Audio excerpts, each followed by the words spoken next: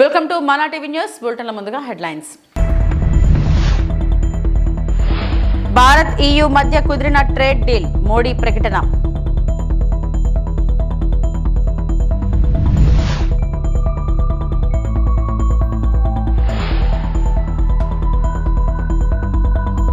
Adani defence ఎంబ్రాయర్ కీలక ఒప్పందం.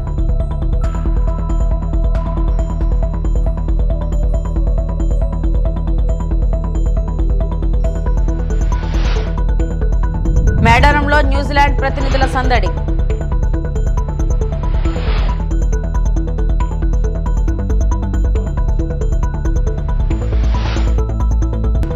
తిరుమల శ్రీవారిని దర్శించుకున్న కీరవాణి యాంకర్ సుమ.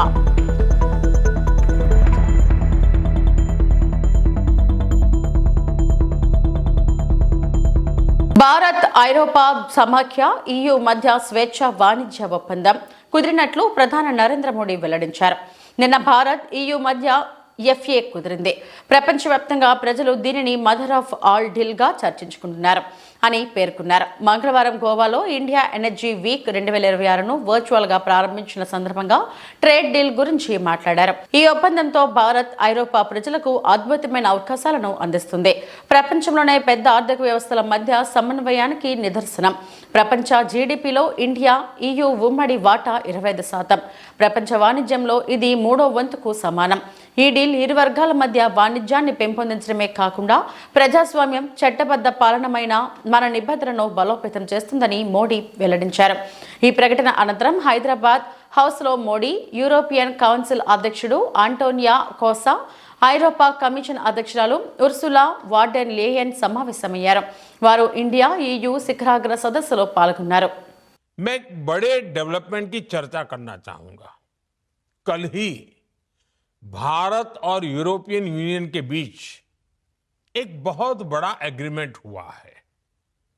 दुनिया में लोग इसकी चर्चा मदर ऑफ ऑल डील्स के रूप में कर रहे हैं.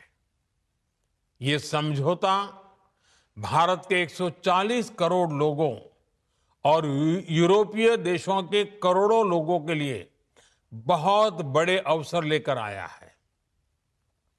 ये दुनिया की दो बड़ी इकोनॉमीज के बीच तालमेल का एक शानदार उदाहरण बना है. ये समझौता ग्लोबल जीडीपी के करीब 25% और ग्लोबल ट्रेड के करीब 1/3 हिस्से को रिप्रेजेंट करता है. ये समझौता ट्रेड के साथ साथ डेमोक्रेसी और रूल ऑफ लॉ के प्रति हमारे शेयर्ड कमिटमेंट को भी सशक्त करता है. साथियों, EU के साथ हुआ ये फ्री ट्रेड एग्रीमेंट ब्रिटेन और एप्टा समझौतों को भी कॉम्प्लीमेंट करेगा. इससे ट्रेड और ग्लोबल सप्लाई चेन दोनों को मजबूती मिलेगी. मैं भारत के नौजवानों को, सभी देशवासियों को इसके लिए बहुत बहुत बधाई देता हूं. मैं textile, James and jewellery, leather and shoes ऐसे हर सेक्टर से जुड़े साथियों को भी बधाई देता हूं. ये समझौता आपके लिए बहुत सहायक सिद्ध होगा. साथियों, इस ट्रेड डील से भारत में मैन्युफैक्चरिंग को तो बल मिलेगा ही, साथ ही सर्विसेज से जुड़े सेक्टर का भी और अधिक विस्तार होगा. ये फ्री ट्रेड एग्रीमेंट दुनिया के हर बिजनेस, हर इन्वेस्टर के लिए भारत पर कॉन्फिडेंस को और मजबूत करेगा. साथियों, भारत आज हर सेक्टर में ग्लोबल पार्टनरशिप पर बहुत अधिक काम कर रहा है. मैं अगर एनर्जी सेक्टर की ही चर्चा करूं तो यहां एनर्जी वैल्यू चेन से जुड़े हुए अलग अलग क्षेत्रों में निवेश की बहुत संभावनाएं हैं. భారతదేశంలో విమానయాన రంగ భవిష్యత్తును కొత్త దిశగా తీసుకెళ్లే లక్ష్యంతో అడానీ డిఫెన్స్ అండ్ ఏరోస్పేస్ సంస్థ, బ్రెజిల్కు చెందిన ప్రముఖ విమాన తయారీ సంస్థ ఎంబ్రాయర్ తో కీలక భాగస్వామ్య ఒప్పందం కుదుర్చుకుంది. ఈ ఒప్పందం ద్వారా భారత్లో ప్రాంతీయ ప్రయాణికుల విమానాల తయారీ, అసెంబ్లీ నిర్వహణ సేవలను అభివృద్ధి చేయనున్నారు. మేక్ ఇన్ ఇండియా కార్యక్రమానికి అనుగుణంగా దేశీయంగా విమానయాన తయారీ సామర్థ్యాన్ని పెంచడమే ఈ భాగస్వామ్యం లక్ష్యమని కంపెనీలు వెల్లడించాయి. ఈ ఒప్పందంతో భారత్ విమానయాన రంగం మరింత బలోపేతం అవడంతో పాటు ఉద్యోగ అవకాశాలు పెరగడం, ప్రాంతీయ విమాన సర్వీసులు విస్తరించే అవకాశం ఉందని నిపుణులు అభిప్రాయపడుతున్నారు. That I announce that Adani Defence is today entering into a landmark partnership with Embraer, one of the world's foremost aircraft manufacturers.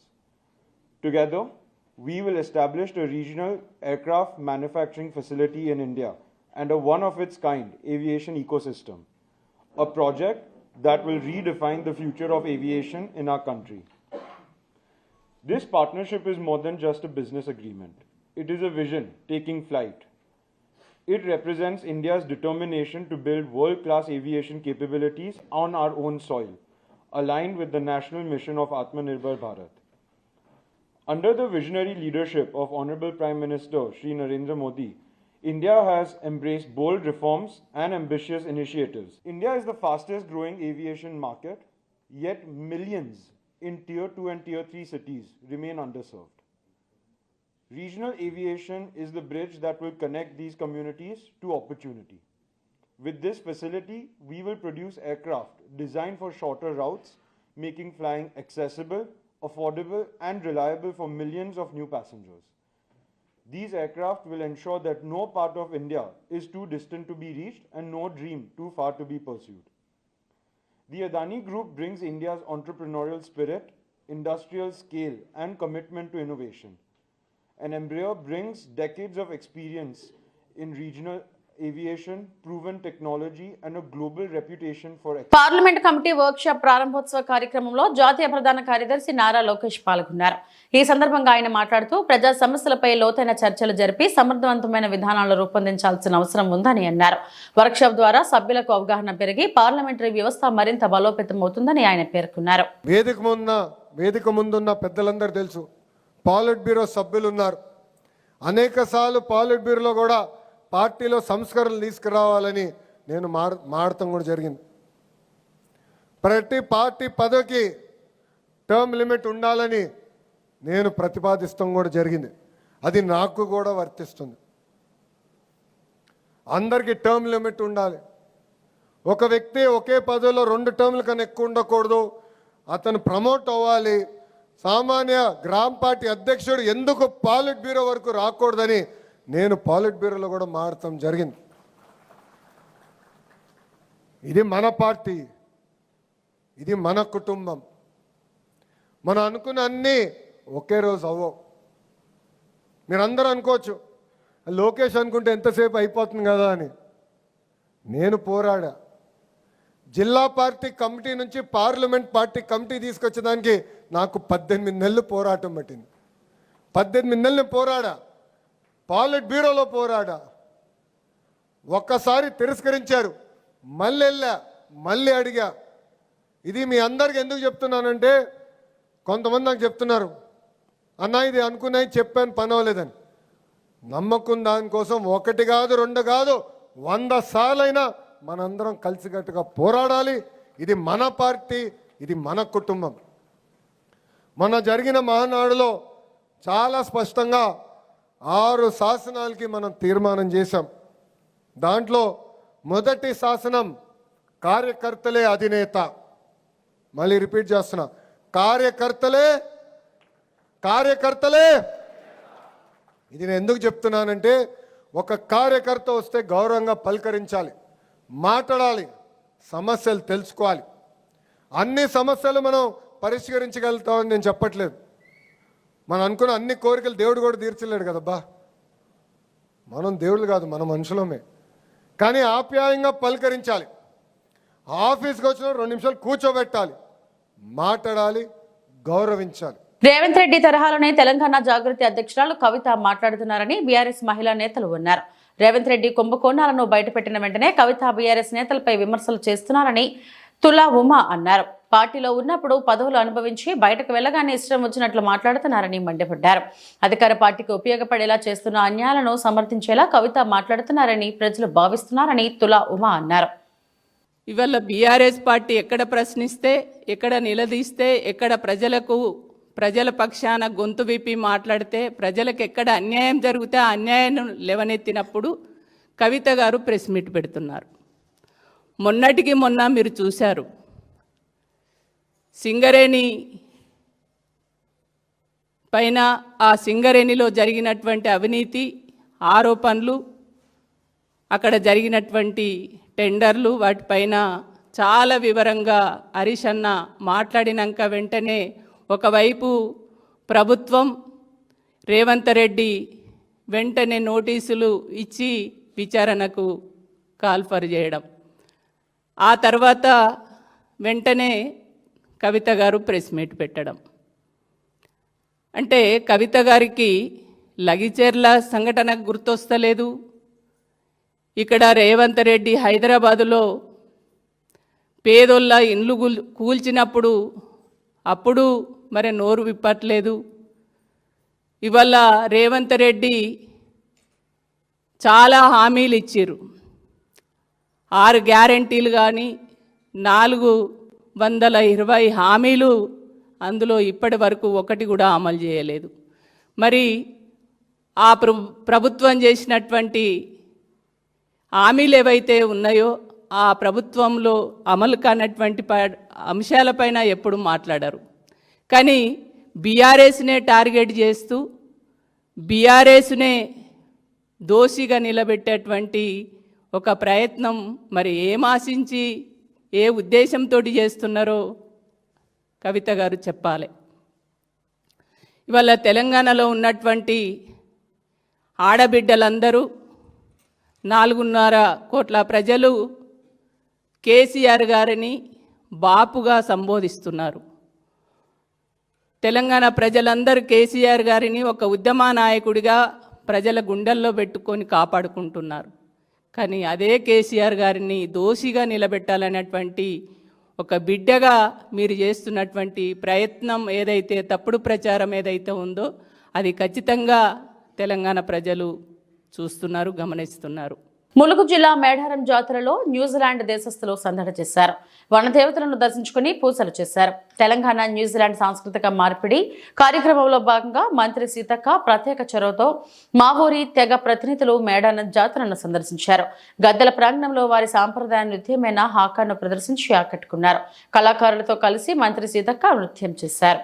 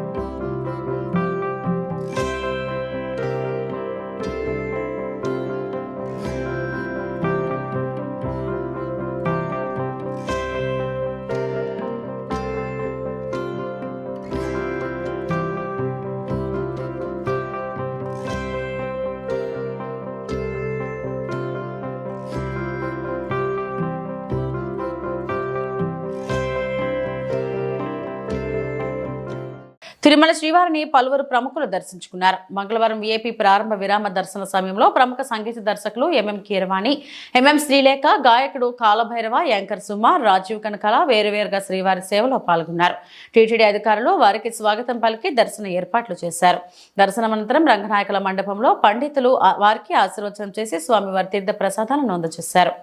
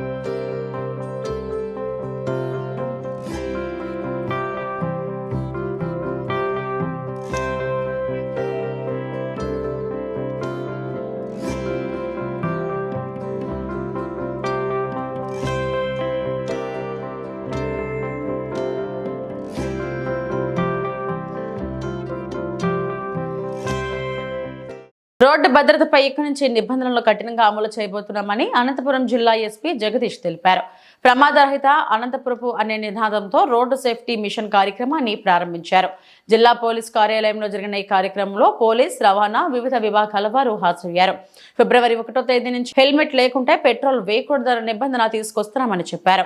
గత 3 ఏళ్లలో జిల్లాలో 1000 మంది చనిపోయారని, 1500 మంది గాయపడ్డారన్నారు. 300 కుటుంబాలు రోడ్డున పడ్డాయన్నారు. ఇంటి నుంచి సురక్షితంగా బయటకు వెళ్లిన వారు అంతే సురక్షితంగా ఇంటికి చేరాలన్నారు. ఇందుకోసం ప్రతి ఒక్కరూ రోడ్డు భద్రతా నియమాలు పాటించాల్సిందేనని స్పష్టం చేశారు. పోలీసులు చలానా వేస్తారని, హెల్మెట్ పెట్టుకోవద్దని, మీ భద్రత కోసం హెల్మెట్ ధరించాలని ఎస్పీ సూచించారు. నమస్తే అండి. సో మీకు అందరికీ తెలిసినట్టు జనవరి 1 నుంచి జనవరి 31 దాకా గవర్నమెంట్ ఆఫ్ ఇండియా తరపు నుంచి మరియు ఆంధ్రప్రదేశ్ ప్రభుత్వం తరపు నుంచి రోడ్ సేఫ్టీ మంత్ కింద అబ్జర్వ్ చేయడం జరుగుతుంది. సో ఈ 1 మంత్ కంప్లీట్గా అవేర్నెస్ ప్రోగ్రామ్స్ ఏర్పాటు చేయడం జరిగింది. అందరూ స్టేక్ హోల్డర్స్ ఎవరెవరు ఉన్నారు, ఒక డ్రైవర్ ఉండొచ్చు, స్కూల్ వాళ్ళు ఉండొచ్చు, పెట్రోల్ పంప్స్ ఉండొచ్చు, డ్రైవింగ్ స్కూల్స్ ఉండొచ్చు, మీడియా వాళ్ళు ఉండొచ్చు, అండ్ మెయిన్ ఇంపార్టెంట్గా అందరూ ఆల్ ఎన్ఫోర్స్మెంట్ ఏజెన్సీస్. సో వీళ్ళందరూ కలిసి గత 25 రోజుల నుంచి అవేర్నెస్ ప్రోగ్రామ్స్ ఏర్పాటు చేయడం జరుగుతుంది. సో దీని భాగంగానే ఇంకా వైడ్ పబ్లిసిటీ రావాలి అండ్ వైడ్గా మొత్తం మనము ఈ రోడ్ సేఫ్టీ సందేశం ఏముంది అది ప్రజల్లోకి వెళ్ళాలి అండ్ దాన్ని వాళ్ళు ఆచరణలోకి తీసుకురావాలి అనే మోటివ్తో నెక్స్ట్ 5 days ఇంటెన్సివ్ ప్రోగ్రామ్స్ ఏర్పాటు చేయడం జరిగింది. గతంలో కూడా మనము సైబర్ సురక్ష అనే పేరుతో ఆల్మోస్ట్ 15 days సైబర్ సేఫ్టీ సంబంధించి ఇంటెన్స్ క్యాంపెయిన్ చేయడం జరిగింది. ప్రతి విలేజ్కి, ప్రతి మండల్ హెడ్ క్వార్టర్కి కూడా అప్పుడు రీచ్ అవుట్ అయ్యాము. సిమిలర్గా ఇప్పుడు కూడా మనము నెక్స్ట్ 5 days రోడ్ సేఫ్టీ సంబంధించి అవేర్నెస్ మీటింగ్స్ అండ్ తదుపరి తర్వాత మళ్ళీ మనం దానికి సంబంధించిన ఎన్ఫోర్స్మెంట్ కూడా చేయడం జరుగుతుంది. సో దీని భాగంగా ఒక ఇంపార్టెంట్ థింగ్ ఏంటంటే మళ్ళీ ఫిబ్రవరి 1 నుంచి అనంతపూర్లో కూడా నో హెల్మెట్ నో పెట్రోల్ అనేది డ్రైవ్ కూడా మనం స్టార్ట్ చేయబోతున్నాము ఫిబ్రవరి 1 నుంచి. సో దానికి ముందు కావాల్సినటువంటి అవేర్నెస్ ప్రోగ్రామ్స్ అన్నీ కూడా నెక్స్ట్ 5 daysలో చేయడం జరుగుతుంది. మనము ఫిగర్స్ చూసినప్పుడు గత 3 సంవత్సరాల్లో ఆల్మోస్ట్ ఒక 1000 మెంబర్స్ వరకు ప్రాణాలు రోడ్ యాక్సిడెంట్స్లో కోల్పోయినప్పుడు 1500 మెంబర్స్ వరకు రోడ్ యాక్సిడెంట్స్లో ఇంజూర్డ్ ఉన్నారు. లాస్ట్ ఇయర్లోనే చూస్తే దాదాపు 300 మంది అనంతపురం జిల్లాలో డిఫరెంట్ రోడ్ యాక్సిడెంట్స్లో వాళ్ళ ప్రాణాలు కోల్పోయారు. సో ఆల్మోస్ట్ 300 ఫ్యామిలీలు రోడ్ మీదకి వచ్చినట్టు. సో దీన్ని దృష్టిలో పెట్టుకొని మనం ఒక జీరో యాక్సిడెంట్ డిస్ట్రిక్ట్గా మనం ఉండాలి, జీరో ఫెటాలిటీ రేట్ మనకు ఉండాలి అనే ఒక మోటివ్ పెట్టుకొని మనము ముందుకెళ్ళడం జరుగుతుంది. అంబేద్కర్ కోనసీమ జిల్లాలో అమలాపురం రావులపాలెం జాతీయ రహదారులను కలుపుతూ 216 ఈ జాతీయ రహదారి నిర్మించేందుకు ప్రభుత్వం ఉత్తర్వులు జారీ చేసిన నేపథ్యంలో మంగళవారం జాతీయ రహదారి బాధితులు జిల్లా కలెక్టర్ మహేష్ కుమార్ను కలిసి వినతిపత్రం సమర్పించారు. కోనసీమ జిల్లాలోని కొత్తపేట, పలివెల, కండ్రిగ, ఆవిడి, పప్పులవారిపాలెం గ్రామాలకు చెందిన బాధితుల అమలాపురం కలెక్టరేట్ ఎదుట నిరసన కార్యక్రమం చేపట్టారు. జాతీయ రహదారి నిర్మాణం వల్ల చిన్న రైతులు, గృహాలు నిర్మించుకున్న మధ్యతరగతి పేద కుటుంబాల వారు తీవ్రంగా నష్టపోతున్నామని ఆవేదన వ్యక్తం చేశారు. ప్రభుత్వం తక్షణమే స్పందించి జాతీయ రహదారి అలైన్మెంట్ సామాన్యులు నష్టం పోకుండా చూడాలని కోరారు. మాది పల్వేలు పీజీ కాలేజీ ప్రిన్సిపల్ గా పనిచేస్తాను. నా పేరు డాక్టర్ పద్మనాభం అండి. ఇప్పుడు వీళ్ళు ఇచ్చిన అలైన్మెంట్ ఆల్రెడీ ఎగ్జిస్టింగ్ రోడ్డు కాకుండా కాలేజీ మధ్యగా బిల్డింగ్ తాకుంటూ అలా హైవే ప్రతిపాదన ఇచ్చారు. అసలు అలైన్మెంట్ ఎలా తీసుకున్నారో, ఎప్పుడు సర్వే చేశారో కూడా కాలేజీ కాలేజీ పీజీ కాలేజీ నడుపుతున్న మాకు కూడా తెలియదు. అది ఎప్పుడు అలైన్మెంట్ తీసుకున్నారో కూడా తెలియదు.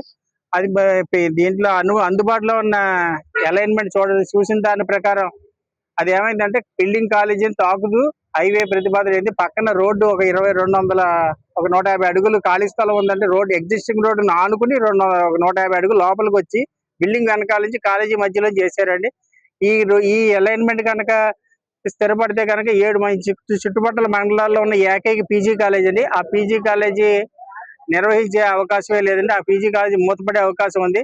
అందువల్ల చుట్టుపక్కల మండలాల్లోని విద్యార్థులకు కానీ ప్రజలకు కానీ తీవ్ర నష్టం ఏర్పడుతుంది. కాబట్టి అలైన్మెంట్ అనేది ప్రస్తుత రోడ్డును ఆనుకుని వాళ్ళు రోడ్డు నిర్వహించుకున్నట్లయితే నష్ట తీవ్రతను కొంత భాగం తగ్గించి వేరే కొద్ది కష్టసాధ్యమైన కళాశాల నిర్వహించడానికి ప్రయత్నం చేయగలుగుతాం. ఇది దృష్టిలో ఉంచుకొని మీరు, ఆ కలెక్టర్ గారు, సంబంధిత అధికారులు నిర్ణయం తీసుకుని తగిన న్యాయం చేయబడి అవిడి గ్రామం నుంచి రిప్రజెంటేషన్ జాయింట్ కలెక్టర్ గారికి ఇవ్వడానికి వచ్చామండి. NH216E బాధితులం అండి మేము. ఇక్కడ మాకు ఎవరికి కూడా ఇన్ఫర్మేషన్ లేదండి. మాకు లేట్గా ఇన్ఫర్మేషన్ తెలిసింది. రేపటితో లాస్ట్ డేట్ మన గ్రీవియన్స్ ఇవ్వడానికి. దానికి తగ్గట్టుగా ఈ రోజు మేము జాయింట్ కలెక్టర్ గారిని కలిసి ఈ రైతుల సమూహం, అలాగే మిగిలిన వాణిజ్యవేత్తలు కానీ వ్యాపారస్తులు కానీ వీళ్ళందరూ కూడా సమూహంగా వచ్చి జాయింట్ కలెక్టర్ గారికి మేము వినతి పత్రం ఇచ్చామండి. ఆవిడ అడిగిన తర్వాత మేడం గారు అడిగిన తర్వాత మేము ఏం చెప్పామంటే, ఇలాగ మాకు తెలియని పేపర్లో ఆంధ్రప్రభ, ఇండియన్ ఎక్స్ప్రెస్ అంటే ఇక్కడ లోకల్ గా రైతులు కూడా ఎవరు చూడరు. లోకల్ గా పబ్లిక్ చూసే పేపర్లు ఏంటంటే కొన్ని పేపర్లు ఉన్నాయండి. ఈనాడు, ఆంధ్రజ్యోతి, సాక్షి పేపర్లు చూస్తారు. ఈ పేపర్లో ప్రకటన లేదు. అందులోని QR కోడ్ లో ఇవ్వడం వల్ల రైతులకు కూడా ఏ విషయం కూడా ఎవరికి తెలియదండి. ఒక రోడ్ డెవలప్ చేస్తుందని ఒక ఉద్దేశంలో మంచి ఉద్దేశం అనుకుంటారు, కానీ ఎంతమంది దీని వల్ల బాధితులు ఉంటున్నారు, ఆర్థికంగా ఎంత ఇబ్బంది కలుగుతుంది అన్నది కూడా ఎవరు కూడా శాస్త్రీయంగా టెక్నికల్ గా దీన్ని ఎవరు కూడా కన్సిడర్ చేయకుండా వాళ్ళకి నచ్చినట్టుగా డాక్టర్ బిఆర్ అంబేద్కర్ కోనసీమ జిల్లా సకినేటిపల్లి మండలం అంతర్వేది శ్రీ లక్ష్మీనరసింహస్వామి వారి ఆలయం, Eluru range DAG Ashok Kumar, SP Rahul Meena Antarvedi Shri Lakshminarasimhaswamy వారి ఆలయంలో ఏర్పాట్లను పరిశీలించారు. కార్యక్రమంలో DC రమేష్ బాబు, జిల్లా AC సత్యనారాయణ, అసిస్టెంట్ కమిషనర్ మోకా నాగవర ప్రసాద్, సేవా కమిటీ చైర్మన్ D రమేష్ తదితర సభ్యులు పాల్గొన్నారు.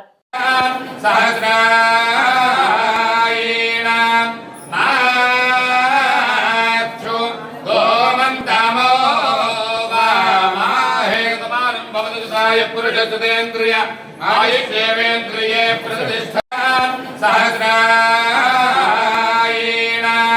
నాచ్చు